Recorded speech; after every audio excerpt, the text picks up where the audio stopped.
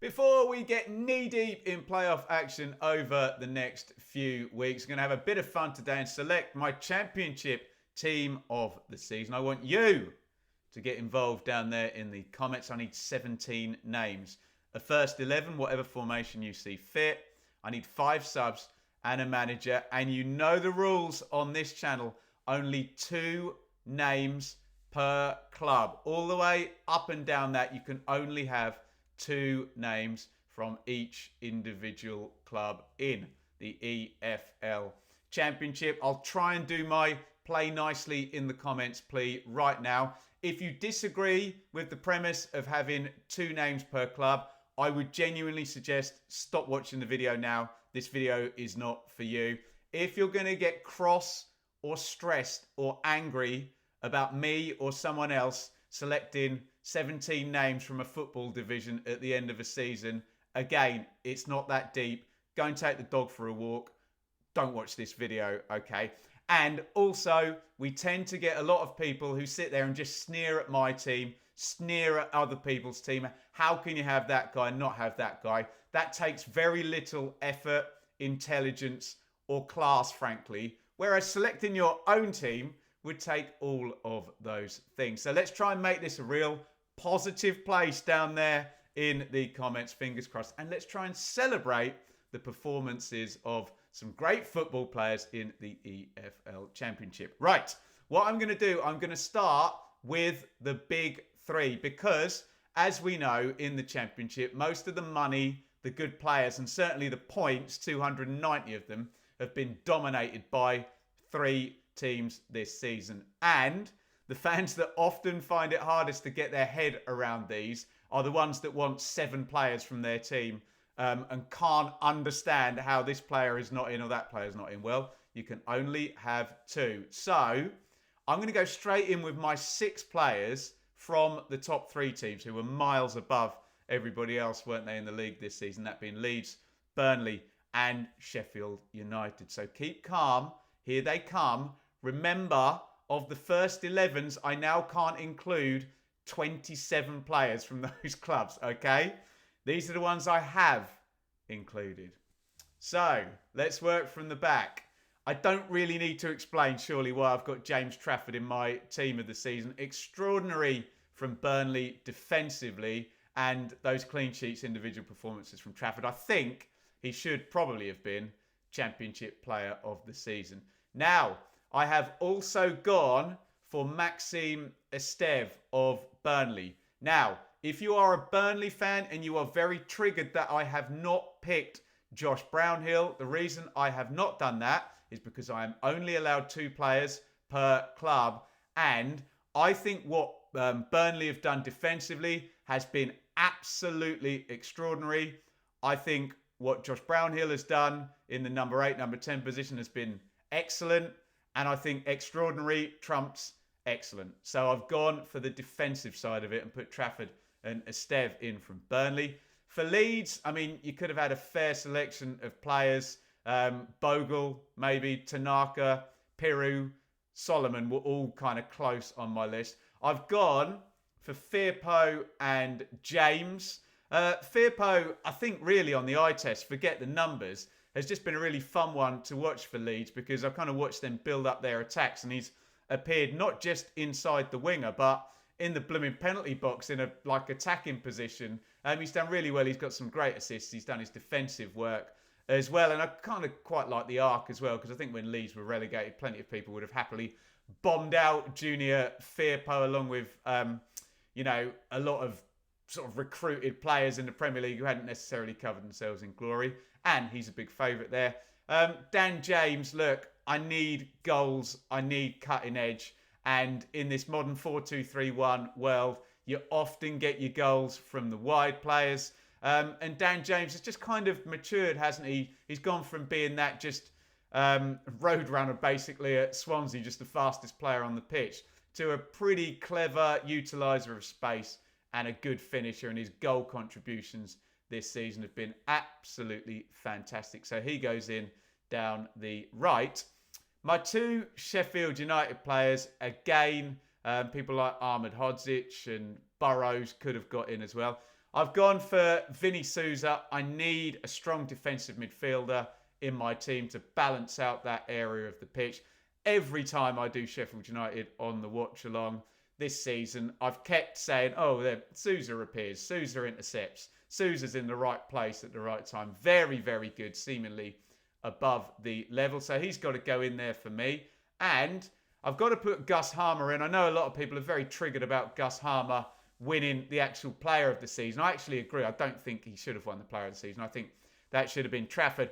I do think, though, he is a copper-bottomed absolute championship cheat code. Was in the back end of his time at Coventry. Still is now. He's a match winner. He can win you a game. I know he's played a lot kind of off the left, hasn't he, for Sheffield United. I'm going to put him in the number 10 position where we have seen him as well. And all I'll say ahead of the playoffs is he was magnificent in the big games, turning up for Coventry at the end of their season and their playoff run, and keep an eye on him right now. So there are my big six, or 6 players from the big 3. And that's the deal. You have to miss some out. Again, get your team in the comments. We'll move on very, very quickly. Let me just give a real quick plug for Fantasy EFL playoffs. The EFL are running a kind of mini fantasy league over the 3 playoff legs. You've got 3 rounds. 1 for the first legs, 1 for the second legs, 1 for the finals. Some brilliant prizes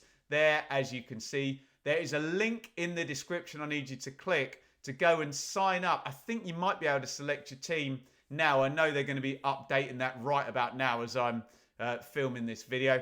If you click that link down there, they'll know I've sent you, and we're going to be setting up a Benjamin Bloom Football Channel league as well. You can compete against me. I'll show you my team soon. Right. What I'm going to do now, I'm going to fill out the rest of my defence and midfield. And that looks a little something like that. So you can see Milan van Evik, Michael Hellick and Jobe Bellingham in there. I'll start with Van Evik, who I've always really liked at Coventry. Right back, he can play right wing back as well if we need to switch things around. 45 appearances, super consistent. Gets up and down, good delivery, can arrive at the back post and attack as well. And also, great long throw in as well. Very consistent. If Coventry do not get promoted, you would imagine bids coming in for him. And I've put Michael Hellick in half for a little bit of fun and half for the narrative. Look, is Michael Hellick the best centre-back on the right-hand side in the Championship? No, of course he's not. But is there a more important signing in January for a club in the Championship this season than Michael Hellick at Oxford?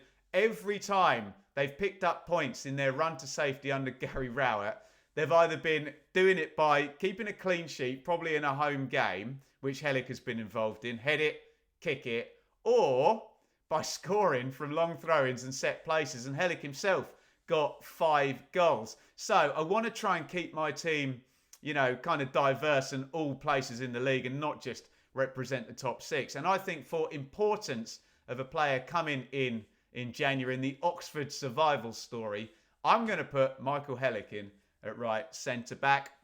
I've gone for Jobe Bellingham as well in central midfield. I really did want a Sunderland player. I really liked Enzo Lefebvre before he got injured. I like Sirkin as well, but I can't put him over Junior Firpo. And Bellingham's just the perfect guy there. If you've got a solid defensive midfielder who's going to sit and you need someone to link up between that row of midfield, the 6s and the 8s or the 10s or whatever clever parlance you want to use, I think Bellingham is perfect. He's 19 and he's made 111 appearances. He can do a little bit of everything. If you're defending, he can come back and sit in there. If you're chasing the game, he can get forward in the 8 or the 10 position. Really good player. And again, if Sunderland don't get promoted, lots of bids coming in for him. We have got 2 to go down the left wing and up front.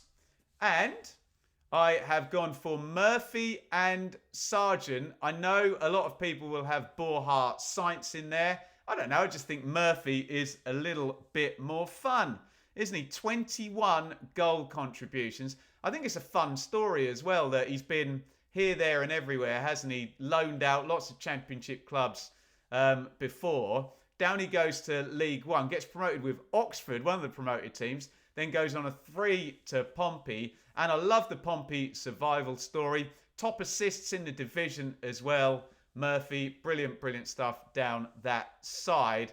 And yeah, I've gone for him ahead of Borja Sainz, who, yes, he was the best player in the division for a period, quietened down, and yeah, just want a bit of variety, frankly. I am, though, going to do what the EFL did and select Josh Sargent. I think we're kind of in this time where the traditional central striker there, fewer and fewer, and, even getting over 20 goals this season has been a massive issue. Did Piru manage to get 20 in the end? I can't even remember if he got to that number. But the kind of central striker thing has been slim. Sargent, I think, pound for pound, when he can stay on the pitch. Only 28 starts this season, but 20 goal contributions in those 28 starts. I think he's got a little bit of everything in terms of the size and the speed and the skill with his feet. Decent in the air, decent finisher off, kind of both feet. So Sargent, I think, pound for pound, is the guy who is going to be up front in my team. There you go. That is my 11. Let's do some substitutes, shall we? And I'm going to try and represent as many clubs as possible here. He always manages to get in, doesn't he? Victor Johansson of Stoke is my reserve keeper. Obviously, Michael Cooper's been excellent, but I've got 2 Sheffield United players in already. I think, what's the QPR guy called? Nardi as well. He was pretty good, wasn't he? So shout out your keepers in the comments in your selections. Johansson's had a couple of standout performances as well where, man of the match, saving everything type thing. So he can go in. Tanganga is my spare centre-back. I need a spare centre-back. When Tanganga plays for Millwall, they're just a lot better than when he doesn't. We saw that when he wasn't in at the start of the season and he came in nice and athletic, really, steady centre-back. Really good pickup that's been for Millwall. I've gone for Jason Knight. I think it's important to represent Bristol City in here. I think he's played every minute of the season, which from central midfield, his main position, is excellent. And look, I need my utility player as well. So if you've got Jason Knight and I need to make some kind of substitution, blooming right back, any central midfield position, probably any of the positions that's not kind of down the left, Jason Knight can cover for me. Really, really useful player, and that consistency to play 46 from central midfield is brilliant. Look, I must have Borja Sainz in there. I can't say a player was the best in the division for probably 6 weeks, 2 months as well, banging the goals in. And also, if I'm bringing him in, I can play him down the left. I can invert him, play him either side, stick him in the 10, whatever. I've gone for Tommy Conway as a spare striker, mainly because I think, did he get 10 goals in? I think he might have been just short. But he can play either in the number 9 or he could come in and play in the number 10 position. Maybe I could move Harmer back into central midfield, whoever I'm substituting off, and play Conway with Sargent. So I think there's a bit of adaptability there. And I wanted to get Middlesbrough player in. I thought I might be able to get Finn Azaz in, but I had to have Sainz really there somewhere as my kind of spare attacking midfielder. Hackney maybe could have gone in for Borough as well. My manager, I've gone for John Eustace, which will probably make people laugh because they'll say, oh, Ben, you got some nice attacking players there, and Eustace kind of can set up to defend. But Eustace is very, very intelligent, isn't he? And he'll adapt to the squad there. I think, look, you could have picked one of the managers from the top 6. I'm pretty well covered. I suppose Labrise has overachieved the most. Parker and Farker have got 100 points, but I want players from Leeds and Burnley in there. So I've gone for Eustace for really overachieving at Blackburn, and then a great escape there with Darby as well to switch during the season and perform really well at both clubs. Is fairly unique because why would you leave one to go to the other? Normally you leave one because you're doing well and you go to the Premier League in the Championship, or you leave one because you got sacked. So to achieve with 2 is very, very unique, and John Eustace will be my manager there. There you go, everybody. Championship team of the season. get yours in the comments. Remember, I need 11 players. I need 5 subs. I need a manager. That is 17 names. And you can only have 2 players from each individual club. Again, I will make my plea. If you can try and police the comments for me. You may think I'm going overboard, but I've done so many of these videos.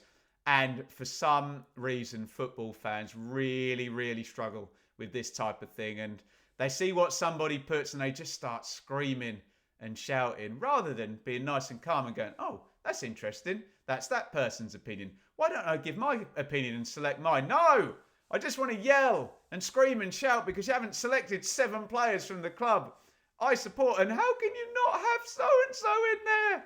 Oh no, what am I going to do? But look, there you go. Football fans will be football fans. Let's hope we can get some brilliant picks from you guys down there in the comments. Please, please do click the first link in the description there to go and play EFL Fantasy Playoffs. And speaking of the playoffs, we're going to be back with the great Sam Parkin tomorrow on the channel. I'll be talking to Sam for Championship check-in podcast duties, and we will be making our predictions for the playoff semi-final first legs. Here they come. Tournament football begins.